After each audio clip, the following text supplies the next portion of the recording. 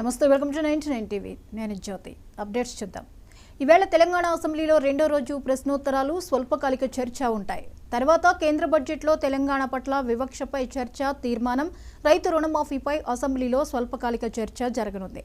శాసనసభ బడ్జెట్ సమావేశాలు నిన్న ప్రారంభమయ్యాయి. ఈ నెల 31 వరకు నిర్వహించాలని శాసనసభ బిజినెస్ అడ్వైజరీ కమిటీ బీఏసీ నిర్ణయించిన విషయం తెలిసిందే.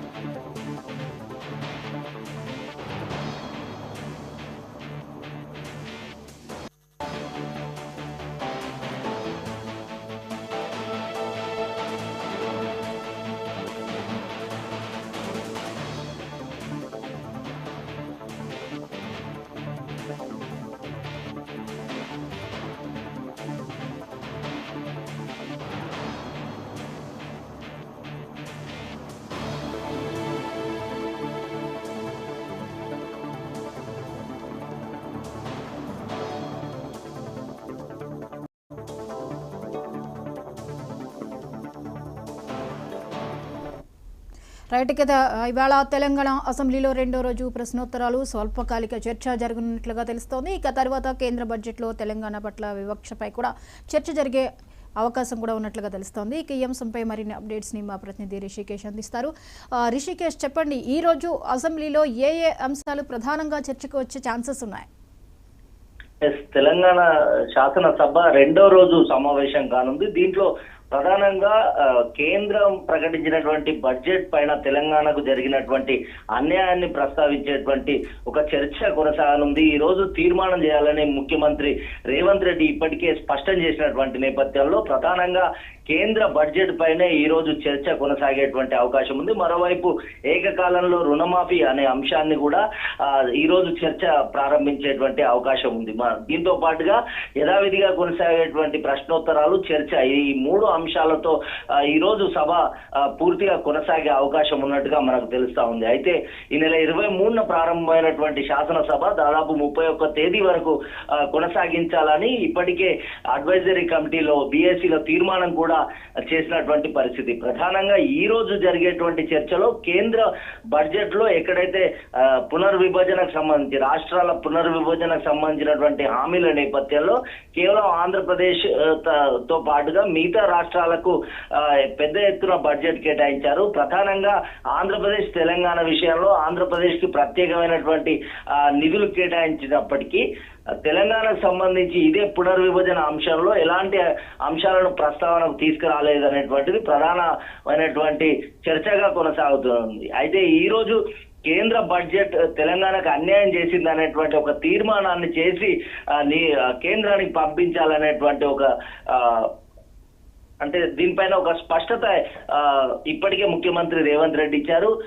ప్రతిపక్ష నేతగా ఉన్నటువంటి కేసీఆర్ ఈ రోజు సభకు వచ్చి తెలంగాణ పైన తన యొక్క నిబద్ధతను చాటుకోవాలంటూ కూడా ఆయన చెప్పినటువంటి పరిస్థితి. కానీ కేసీఆర్ థ్యాంక్ యూ రిషికేష్.